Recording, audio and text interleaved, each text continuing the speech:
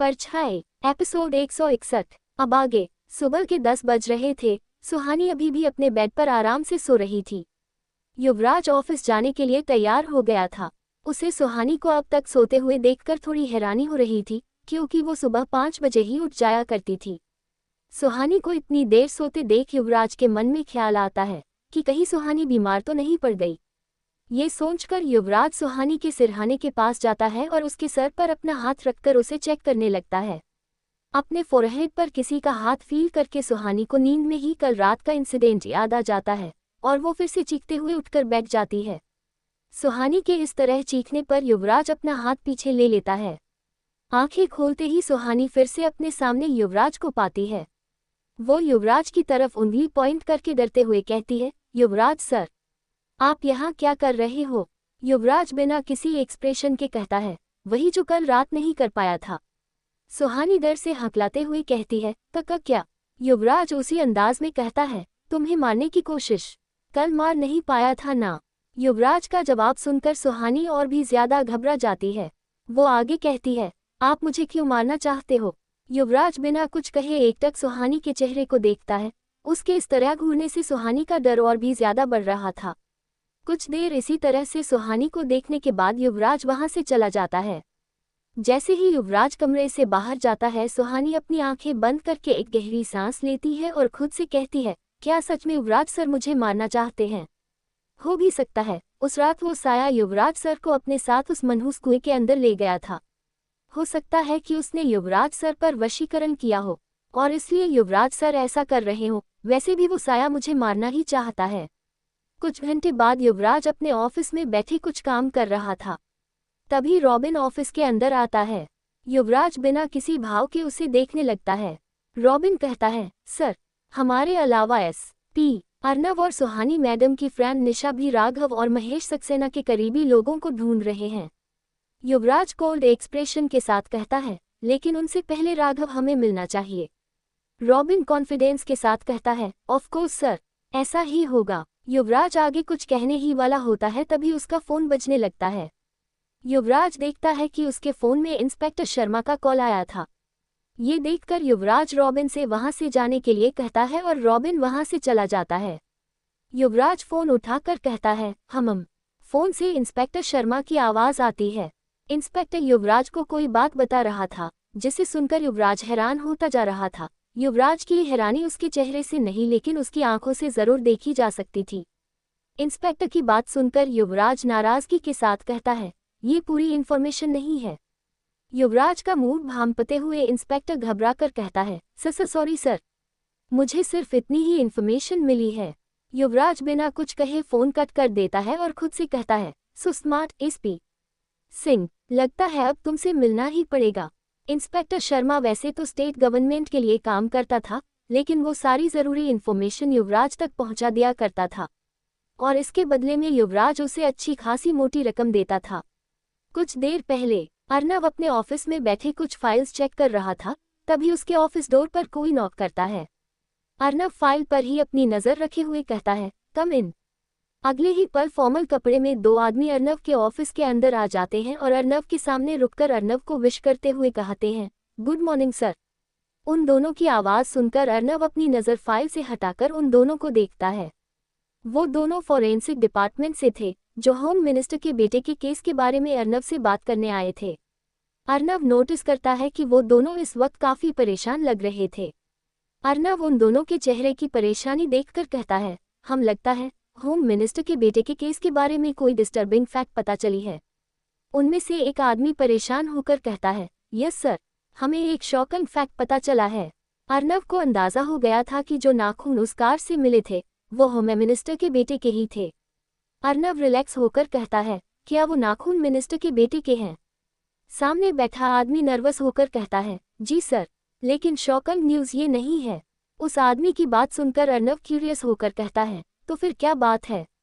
वो आदमी कहता है, सर, उस कार की बैक सीट पर और सीट के नीचे हमें एक तरह का पाउडर मिला था और जब हमने उस पाउडर को टेस्ट किया तो हमें उसमें ह्यूमन DNA मिला है। उस आदमी को बात सुनते ही अर्नव हैरानी से कहता है, क्या?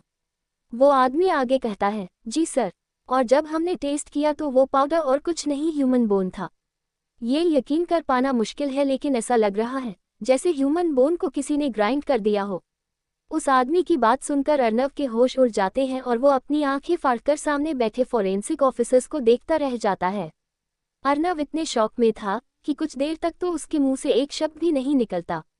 कुछ देर बाद वो खुद को संभालते हुए सामने बैठे ऑफिसर से एक सवाल करता है जिसका जवाब वो पहले से जानता था, लेकिन अर्नव मन ही मन प्रे कर रहा था कि उसका अंदाजा गलत हो।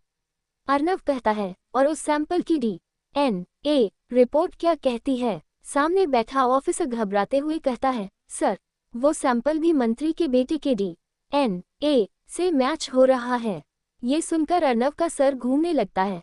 अब उसे समझ आ रहा था कि सामने बैठे ऑफिसर्स इतने डरे हुए क्यों थे। अर्नव खुद को संभालते हुए आगे कहता है, क्या वहाँ ह्यूमन स्किन के कुछ सैंपल मिले? सामने बैठा ऑफिसर कहता है, नो सर। अर्नव वहाँ से उठकर बौखलाहट के साथ कहता है, ऐसा कैसे हो सकता है? कुछ देर पहले वो लड़का एक CCTV कैमरे में कैद हुए था। उसके बाद वो लापता हो जाता है और फिर उसके नाखून और उसके बोन्स पाउडर के फॉर्म में उसकी ही कार में मिलते हैं। अगर हम मान भी लें कि किसी ने उसे मारकर उसके बोन्स ग्राइंड कर दिए हो, जो कि पॉसिबल ही नहीं है, फिर भी उसकी बॉडी कहाँ गई? उसके तो सैंपल मिलने चाहिए थे ना। सामने बैठा आदमी अपने चेहरे से पसीना पोंछते हुए कहता है, सर, यही सोचकर तो हम भी परेशान हैं।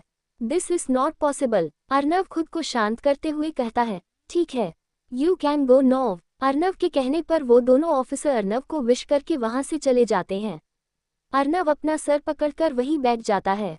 शिमला आने के बाद जैसे केसेस उसके सामने आ रहे थे, उन्हें सॉल्व करने की ट्रेनिंग अर्नव को नहीं दी गई थी। अर्नव को पता था कि ये सब वो युवराज और समायरा बिना सॉल्व नहीं कर सकता है, लेकिन इस वक्त हर किसी का एक दूसरे के साथ कोई न कोई इशू चल रहा था और उनमें से कोई भी साथ काम करने के मूड में नहीं था। यही सोचकर अर्नव परेशान हो जाता है। काफी देर सोचने के बाद उसके दिमाग में एक आइडिया आता है। अर्नव गोपाल को अपनी ऑफिस में बुलाता है। गोपाल के अंदर आते ही अर्नव कहता है, गोपाल, तुम्हारे लिए एक काम है। गोपाल कहता है, जी सर। अर्नव आगे कहता है, तुम्हें इंस्पेक्टर शर्मा तक एक न्यूज पहुंचानी है। ये कहते हुए अर्नव गोपाल को वो बातें बताने लगता है जो कुछ देर पहले उन फॉरेंसिक ऑफिसर्स ने उसे बताई थी, लेकिन अर्नव गोपाल को आधी अधूरी बात ही बताता है।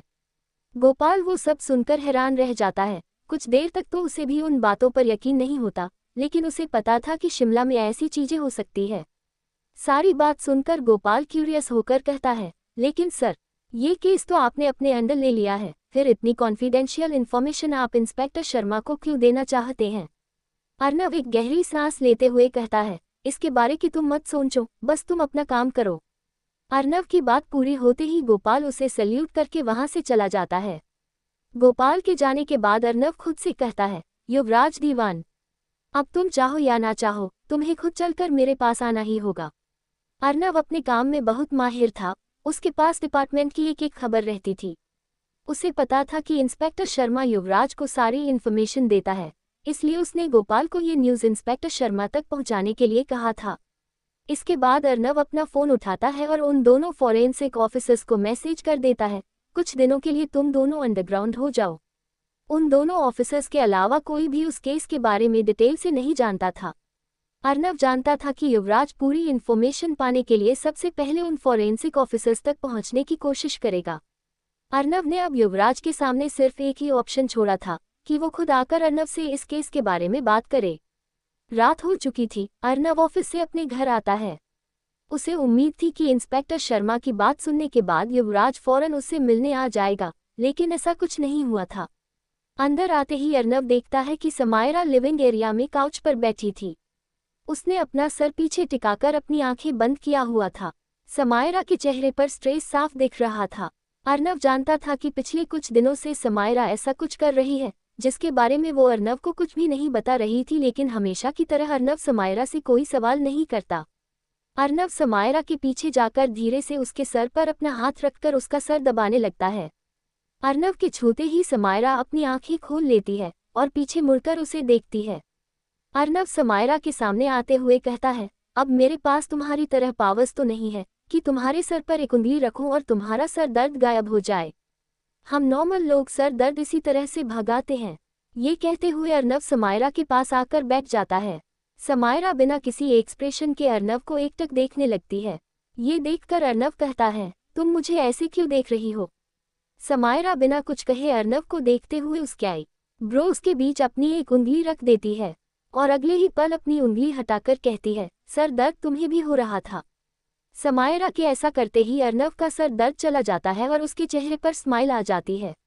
अर्नव समायरा से कहता है, तुम्हें कैसे पता कि मेरे सर में दर्द है? समायरा अर्नव से नजरें फेरते हुए कहती है, जैसे तुम्हें पता चला। समायरा के जवाब से अर्नव खुश हो जाता है और बस मुस्कुराते हुए समायरा को देखने लगता है। अर्नव का इस तरह से देखना समायरा को अजीब लग रहा था। वो बात को बदलते हुए कहती है, तुम परेशान लग रहे हो। समायरा के ऐसा कहने पर अर्नव को कुछ याद आता है। वो कहता है, हाँ, मुझे तुमसे एक केस के बारे में ज़रूरी बात करनी थी। अर्नव का जवाब सुनकर समायरा क्यूरियस होकर उसे ही देखने लगती है। अर्नव समायरा को मिनिस्टर के बेटे के केस के बारे में बताना शुरू करता है। जैसे जैसे समायरा अर्नव की बात सुनते जा रही थी, उसकी आंखों में हैरानी के साथ साथ डर के भाव आ रहे थे। अर्नव समायरा की आंखों में हैरानी तो नोटिस तो कर पा रहा था, लेकिन समायरा का डर उसे दिखाई नहीं दे रहा था। पूरी बात खत्म करके अर्नव पीछे अपना सर टेकते हुए कहता है, ये साया तो बहुत खतरनाक है, इस बार अलग अलग तरीके से लोगों को मार रहा है। अर्नव के ऐसा कहने पर समायरा अपने मन में कहती है, नहीं, ये उस साये का काम नहीं हो सकता। मैंने सुना तो था कि इस तरह कोई तो लोगों को मारता था, लेकिन मुझे याद क्यों नहीं आ रहा है कि ऐसा कौन करता था। समायरा अब किसी सोच में डूब जाती है। उसे देखकर ऐसा लग रहा था जैसे वो कुछ याद करने की कोशिश कर रही हो। समायरा की आंखें बेचैनी से इधर उधर भाग रही थी, तभी अचानक से उसकी आंखें बड़ी और स्थिर हो जाती है। समायरा अपनी आंखों में डर लिए कहती हूँ, हे भगवान, क्या ये सच में वही है? लेकिन मुझे तो लगा था कि वो सिर्फ कहानी है। अगर वो यहाँ आ गई है तो फिर वो अकेले नहीं होगी।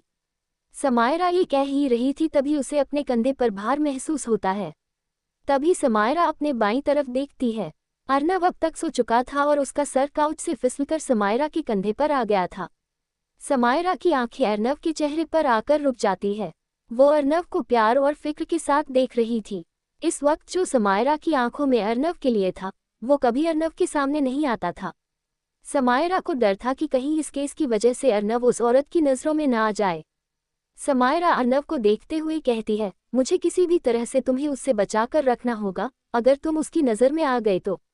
समायरा यही सब सोच रही थी तभी अर्नव के घर के दरवाजे पर किसी के खटखटाने की आवाज़ आती है। वो आवाज़ सुनकर अर्नव की नींद खुल जाती है। नींद खुलते ही अर्नव नोटिस करता है कि उसने समायरा के कंधे पर अपना सर रखा है। अर्नव अपना सर हटाकर समायरा से कहता है, सॉरी, मुझे पता नहीं चला कि कब मेरी आंख लग गई।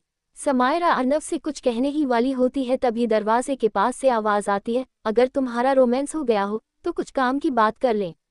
वो आवाज़ सुनकर अर्नव और समायरा दोनों दरवाजे की तरफ देखने लगते हैं। वो देखती है कि जो दरवाज़ा अंदर से लॉक था, अब वो खुला हुआ है और घर के अंदर इस वक्त युवराज खड़ा था।